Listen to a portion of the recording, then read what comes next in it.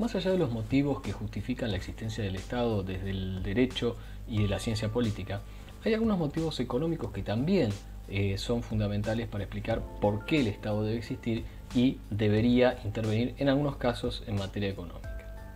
El primero de los motivos es tratar de mejorar la eficiencia económica, porque a veces los mercados, cuando no son perfectos, eso va en contra de la eficiencia a la que supuestamente llevan en la asignación de recursos. Cuando hay algún problema de los que llamamos fallos de mercado, la eficiencia se ve desdibujada y entonces a veces es una justificación para que el Estado intervenga en un mercado. El segundo motivo tiene que ver con estabilizar la economía. En la economía hay ciclos en los cuales la economía marcha mejor, en otros momentos marcha peor, entonces una de las funciones es tratar de funcionar como un estabilizador, al menos en los países normales. Tratar de que los ciclos económicos no sean muy violentos y de esa manera asegurar cierta estabilidad en la producción y en el nivel de empleo. La tercera cosa que justifica la existencia del Estado es tratar de intervenir procurando mejorar la distribución del ingreso en procura de alcanzar alguna idea de equidad. Esto tiene que ver con no solamente conseguir que el producto crezca y que cada vez haya más cantidad de bienes y servicios y por lo tanto un mayor volumen de bienestar, sino también tratar de que la participación en la distribución de esa renta sea acorde con lo que cada uno aporta y tienda a ser lo más equitativa posible, porque a veces la eficiencia no necesariamente va de la mano de la equidad y eso es un valor que en ocasiones consideramos deseable. Inclusive hay algunos economistas que plantean que la desigualdad es uno de los problemas que dificulta el crecimiento a largo plazo. Vamos a detenernos entonces un minuto en cada uno de estos aspectos. El primer enfoque va a ser de tipo microeconómico, analizando cómo afecta la acción del gobierno dentro de los mercados, y los últimos dos los vamos a tratar con un enfoque macroeconómico, sistémico y agregado. Como dijimos, el primer motivo con el cual íbamos a explicar la existencia del Estado en la economía era tratar de asegurar la eficiencia económica. Como dijimos, en condiciones de mercado ideal, de competencia perfecta, los mercados tienden a asegurar la eficiencia en la asignación de los recursos para la producción de bienes y servicios. Sin embargo, en el mundo real, los mercados tienen fallas que impiden que funcionen de forma totalmente eficiente. Algunas de esas fallas la literatura las analiza como causas que explican la competencia imperfecta, es decir, cuando deja de haber competencia perfecta y empieza a haber concentración de mercado y poder de mercado por parte de las empresas, la competencia perfecta no existe y nos encontramos con modelos diferentes como de competencia monopolística, de oligopolio o incluso en su forma más concentrada con el monopolio. Bueno, todas estas formas de mercado hacen que la eficiencia que se puede ganar con la competencia perfecta no aparezca, no esté presente.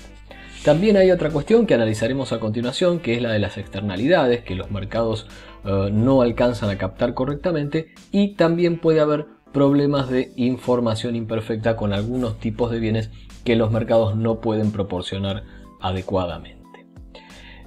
Como te decíamos recién, cuando un mercado es de competencia perfecta y como ya estudiamos, en las subas y bajas de precios, la aparición de beneficios y pérdidas son las que inducen a las empresas, pues son señales para producir eficientemente los bienes deseados. Por ejemplo, si la demanda, que es la valoración marginal que los consumidores hacen de un producto, aumentara, esto significaría que los consumidores desean pagar un precio más alto por ese bien, o incluso, visto desde otra óptica, que al mismo precio que antes desean una mayor cantidad. Si esto es cierto, el precio de mercado se va a elevar. Recordad que el punto de equilibrio podría ir, por ejemplo, hasta aquí. Este aumento del precio va a significar un aumento en la rentabilidad de las firmas, que van a provocar que este mercado, que ahora tiene una alta rentabilidad por el precio más elevado, atraiga nuevas empresas que vengan a producir a él. De esta manera, a largo plazo, como hay más empresas produciendo, la oferta crecería y el precio volvería a ajustarse hacia abajo, y de esta manera el mercado funciona para hacer que las empresas produzcan aquellos bienes que las personas más desean en un determinado momento. Si asumimos esto como cierto, los mercados en competencia perfecta significa que en su equilibrio se puede producir al precio ideal, que además, no lo vimos en detalle, pero te cuento, ese precio es equivalente al mínimo costo posible de producción a largo plazo de ese bien. Esto hace que se maximice el excedente del consumidor y el excedente del productor, dando como resultado que no se puede hacer nada mejor que lo que se está haciendo sin afectar a alguien y por lo tanto decir que estamos en condiciones de eficiencia.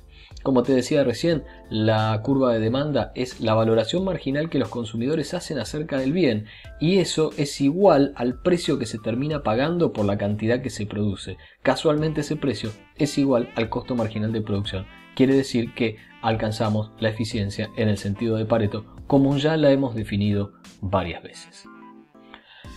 Uno de los fallos de mercado de los que vamos a hablar son las externalidades, además de los que ya mencionamos de problemas de competencia y concentración de mercado. Hay una externalidad, y vamos a decir que hay una externalidad, cuando la producción o el consumo de un determinado bien afecta directamente a consumidores o empresas que no están en ese momento participando en su compra y en su venta. A terceros afecta. Cuando esos efectos no se reflejan en la producción y en los precios de mercado, decimos que hay una externalidad. ¿Por qué? Porque si estamos produciendo un determinado nivel que afecta a una persona, no estamos haciendo lo óptimo. Deberíamos producir menos para eliminar o reducir ese nivel de afección que se está provocando en un tercero. Si eso no ocurre, entonces está el mercado produciendo de más y está afectando a alguien y por lo tanto no está siendo eficiente en los términos de Pareto. Por lo tanto, hay algo que el mercado no está viendo y que eventualmente hay que hacérselo ver, y ese algo que no ve es una externalidad. Acá aparece la idea de la valoración social versus la valoración privada y el costo social versus el costo privado. ¿Qué es lo que ocurre? Bueno, generalmente las sociedades tienen una valoración de la educación más alta que la suma de las valoraciones privadas individuales. Digo, cuando te pones a estudiar una carrera universitaria, lo haces pensando en tu propio beneficio, no en el beneficio de la sociedad. Y entonces cuando vos estás siguiendo esa carrera universitaria y estás obteniendo no solo ese beneficio para vos, sino también una sociedad más integrada, más formada, más pensante y que toma mejores decisiones, entonces también estás mejorando el bienestar de terceras personas, de la sociedad en su conjunto. Y entonces la valoración privada que hacemos de los beneficios de nuestra educación son menores que las valoraciones que la sociedad debería hacer. Como las decisiones de educación se toman en función de la valoración privada, nos quedamos cortos socialmente hablando respecto de cuál es el nivel ideal de educación que hay que tener. Algo parecido pasa con el costo social y el costo privado. Las firmas miran cuánto les cuesta producir un determinado producto, no se ponen a pensar si en el proceso de producción, por ejemplo, contaminan el ambiente y perjudican a los vecinos de la fábrica. Eso no entra en el costo y puede hacer que las decisiones no sean todo lo eficientes que tenemos pensado que son. Cuando una acción privada tiene efectos colaterales o externos que afectan a otras personas, hay un problema entonces de externalidades que pueden ser de dos tipos. Negativas, como la contaminación, cuando lleva a que los mercados produzcan una cantidad mayor que la deseable, como te explicamos recién, el que contamina no tiene en cuenta el costo y entonces produce de más, tanto que afecta con la contaminación a los vecinos de la fábrica. O externalidades positivas, como por ejemplo la educación, como te decíamos recién, la valoración privada que hacemos que nos lleva a estudiar es menor que la valoración para toda la sociedad que tendría la educación en conjunto. Las externalidades positivas y negativas pueden provocar, como te decíamos, deficiencias en los mercados, es decir, hacer que los mercados funcionen de manera no eficiente. Hay algo que el gobierno puede hacer que se llama internalizar la externalidad, que consiste en alterar los incentivos para que los agentes económicos tengan en cuenta los efectos externos de sus actos. Es decir, hagamos algo para que la gente actúe de forma tal que demande educación como si estuviera teniendo en cuenta el beneficio social también, no solo el privado. Hagamos algo como para que la empresa que contamina tenga en cuenta dentro de sus costos el costo de la contaminación que produce y que afecta a terceras personas. Entonces, una externalidad positiva se puede corregir mediante un subsidio que sea igual a la diferencia entre el valor social y el privado. Por ejemplo, si la educación hubiera que pagarla, el gobierno te puede subsidiar una parte del costo para que a vos te salga más barato. O si no, lo que puede hacer es aumentar la oferta y darte la educación sin pagar, con lo cual de alguna manera te está dando un subsidio. Una externalidad negativa se puede corregir mediante un costo adicional que se impone y que se agrega al costo privado, y de esa manera el mercado va a ser eficiente. Es decir, le cobro, por ejemplo, un impuesto por contaminar a la empresa que contamina, y de esa forma le estoy aumentando el costo de producir, y eso va a hacer que produzca menos, y como produce menos, contamina menos y afecta menos al vecino que tiene enfrente de la fábrica. Por lo tanto, voy a estar corrigiendo, dándole un desincentivo, en este caso aumentándole el costo de producción, voy a estar corrigiendo ese problema de eficiencia que se observó por la externalidad negativa de la contaminación. Como ves acá, hablamos de quién podrá ayudarnos. No estamos hablando del Chapulín Colorado, sino del teorema de Coase. Ronald Coase fue un economista, ganador del premio Nobel, que estableció la siguiente idea. Es decir, si no hace falta que intervenga el Estado, si es que entre privados pueden ponerse de acuerdo para evitar la externalidad, de manera tal que uno compense al otro por el eventual daño que le causa. Estos acuerdos pueden ser posibles. Por ejemplo, suponete que vivís en un edificio donde está prohibido hacer ruido después de las 10 de la noche, pero tenés un vecino al que le gusta tocar la batería. Claramente el señor no va a poder tocar la batería después de las 10 de la noche, y eso le va a ocasionar un perjuicio. Ahora, si toca la batería, el perjuicio te lo causa a vos. Posibilidad: el señor te paga un dinero para que vos le dejes tocar la batería todo lo que quiera después de las 10 de la noche, y entonces te compensa por el daño que te causa. ¿Todos contentos? ¿Solucionado el problema?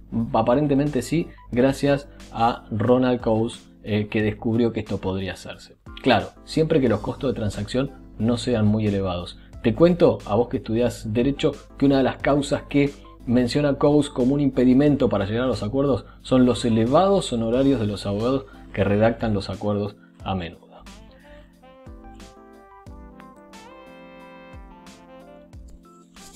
La segunda cosa que vamos a analizar como fallo de mercado es el caso de los bienes públicos.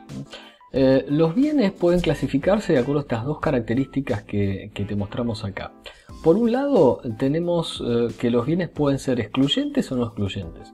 Un bien es excluyente si el productor de los bienes puede evitar que los consuma la gente que no paga por ellos. Es decir, si no pagas, no lo tenés. Eso es excluyente. Si podés tenerlo igual, aunque no pagues, el bien entra en la categoría de no excluyente. La segunda categoría son los bienes rivales en el consumo o no rivales en el consumo. Un bien es rival en el consumo cuando una misma unidad de un bien no puede ser consumida por más de una persona al mismo tiempo. Por ejemplo, un sándwich es rival en el consumo. Si lo como yo, vos ya no lo podés comer. Sin embargo, hay bienes que no son rivales en el consumo y que pueden ser disfrutados simultáneamente por una, dos, tres o más personas. Es decir, el consumo de uno no afecta el consumo del otro. Por ejemplo, un baño de mar. Nos metemos al mar, nos metemos uno, dos, tres, digamos, no se afecta la posibilidad de que el bien sea consumido por más de una persona al mismo tiempo. Como verás, hay dos características: excluyente o no excluyente, rivales o no rivales. Eso nos permite armar un cuadro de doble entrada. Acá vamos a poner los bienes rivales en el consumo y los bienes no rivales, y acá vamos a poner los excluyentes y los no excluyentes. Entonces se dan cuatro combinaciones. Los mercados funcionan bien cuando se trata de esta primera combinación que estamos mostrando acá, cuando los bienes son rivales en el consumo y excluyentes. Como solo los puede consumir una persona a la vez, no se puede dar el consumo simultáneo, y el productor puede no dártelo si no le pagas, el mercado funciona bárbaro. Ejemplos: el trigo, un automóvil que está siendo usado no tiene dos conductores al mismo tiempo. Así, si el auto es mío y lo uso yo, no lo podés usar vos al mismo tiempo. No estamos hablando del pasajero, estamos hablando del conductor. Entonces son bienes privados. Son bienes privados porque son rivales en consumo y excluyentes. Los mercados funcionan muy bien para hacer esto. Ahora, por más que los productos sean excluyentes, que existe la posibilidad de prohibir el acceso al bien al que no paga, ¿qué ocurre cuando los bienes son no rivales en el consumo? Bueno, ahí empezamos a tener un problema para el sector privado y los mercados funcionando adecuadamente. ¿Por qué? Pongamos por ejemplo el software de las computadoras. ¿Cuánta copia pirata anda dando vueltas por ahí? Porque es recontra fácil copiar un DVD, un CD o bajarte de internet un programa que lo instalás y lo usás. Bien, el costo de duplicación es nulo. Entonces lo que se inventó fue cobrarte por la licencia, el permiso de usar legalmente el software. Por ejemplo, si estás mirando una película, esa película no es rival en el consumo porque te podés sentar en el sillón y se sienta tu novia, tu novio, tu primo, tu amigo y la pueden mirar de a 20. Eso son bienes que no son rivales en el consumo, como puede ser una película. Es más, pensá en el servicio de Netflix. Una vez que la película está subida al servidor, la pueden estar viendo simultáneamente un montón de personas. La película que yo veo en mi casa no afecta el consumo de la misma película que puede estar viendo en este momento mi vecino.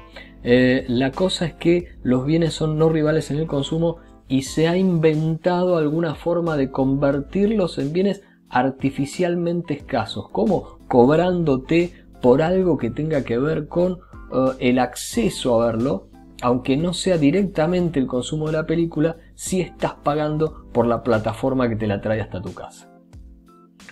También puede pasar que aun cuando los bienes sean rivales en el consumo, es decir, lo que consume uno no lo puede consumir el otro, se conviertan o sean, no excluyentes. No se puede prohibir el acceso al bien, al que no paga. Por ejemplo, si se nos ocurre ir a la costa y pararnos a pescar, nadie nos va a cobrar por sacar un pez del agua. El acceso al bien es no excluyente. Sin embargo, los bienes son rivales en el consumo. El pez que saco yo del agua no lo saca el pescador que está al lado, ¿sí? Ahora, ¿qué es lo que ocurre acá? Bueno, estos bienes entran en la categoría de recursos comunes. Te recuerdo, son rivales en el consumo, pero son no excluyentes, no se puede cobrar. Y entonces tenemos un problema, porque por ejemplo, la biodiversidad, que es el conjunto de riqueza ictícola que hay en el mar, todos los peces que crecen en el mar, que pueden ser pescados, se corre el riesgo de una sobrepesca, ¿no es cierto? Y una reducción de la masa crítica necesaria para que se reproduzcan y siga habiendo riqueza ictícola, ¿no? Pesca en el futuro. Cuando eso pasa, el Estado aparece para regular los recursos comunes y darte, por ejemplo, un permiso de pesca para que puedas pescar 2 truchas por temporada y las devuelvas al río eventualmente, ¿no es cierto? Para no afectar la biodiversidad, con esta idea de que resulta no excluyente aunque sean rivales.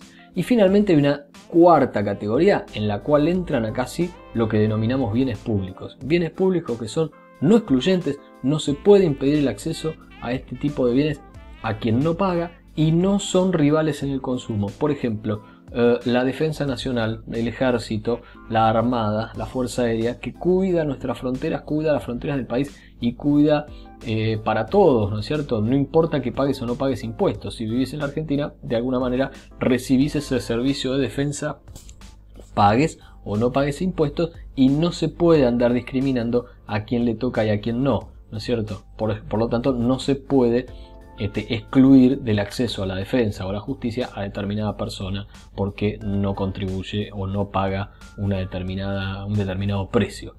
Además, son bienes no rivales en el consumo. La defensa es la defensa de la frontera. No, la defensa de la frontera que me toca a mí no afecta a la que le toca al del vecino, porque todos somos socios dentro de este lugar y entonces nos compete a todos. ¿Dónde pondríamos la educación pública? Bueno, claramente no es un bien público. ¿Por qué? Porque se puede prohibir el acceso a quien no paga. Si mañana la universidad pública pone una tarifa para acceder a una matrícula y si no la pagás no entras, bueno, se convirtió en arancelada y esto refleja el carácter de no excluyente que la tenga, aunque hoy no estés pagando. La educación pública no entra dentro de los bienes públicos porque puede ser bien proveída por el sector privado. Sin embargo, hay una quinta clasificación que puede sobrevaler esto, que es atribuible a Richard Musgrave, que planteó la idea de algo que se llama necesidades preferentes, que tiene que ver con algunos bienes que no son estrictamente bienes públicos, pero cuyo impacto es tan importante que la sociedad a veces valora que sean provistos por el Estado en esta función de tratar de suplir un poco lo que hablamos hace un rato, que tenía que ver con las externalidades positivas que puede tener la educación. Vamos a entrar ahora en un análisis de tipo macroeconómico. Una de las cosas que te dijimos era que el gobierno tendría que tratar de asegurar de alguna forma una distribución lo más igualitaria posible de la renta y un combate contra la pobreza, tratando de que cada vez menos personas estén bajo la línea de la pobreza y o de la indigencia, que como sabrás se mide en función de los ingresos, ¿sí? Hay una determinada línea de ingresos mínimos para simplemente alimentarse, tener los requerimientos calóricos mínimos, esa es la línea de la indigencia, y agregando algunas cosas más bastante esenciales se llega al ingreso mínimo para no caer bajo la línea de la pobreza. Precisamente es una línea de ingresos lo que se marca. Sin embargo, ahora nos vamos a concentrar un poco en el tema de la desigualdad y de ver cómo se puede llegar a medir la desigualdad en la distribución de la renta en un sistema económico. Y la herramienta que se usa es la curva de Lorenz. La curva de Lorenz agrega, por ejemplo, las familias como porcentaje creciente, ¿no es cierto? Y acá el porcentaje del ingreso nacional acumulado que les toca. Este punto se interpretaría, por ejemplo, de la siguiente manera: el 60% más pobre de las familias acumula un ingreso equivalente al 22% de la renta. El 90% de las familias más pobres acumula un 60% de renta, con lo cual el otro 40% queda para el 10% más rico. Como ves, hay un ordenamiento de menos a más ingreso, se va acumulando la renta según la acumulación de cada porcentaje. En este caso el 100% está dividido en tramos de 10%, cada tramo se llama un decil. Entonces el primer decil, el primer 10% más pobre, tiene poquita renta, un 2% de la renta. El 10% del decil más alto, o sea, entre el 90 y el 100%, el 10% más rico, acumula la diferencia que va desde 60, que es lo que tienen hasta ahí, hasta el 100, o sea, el 40% de la renta es para los más ricos.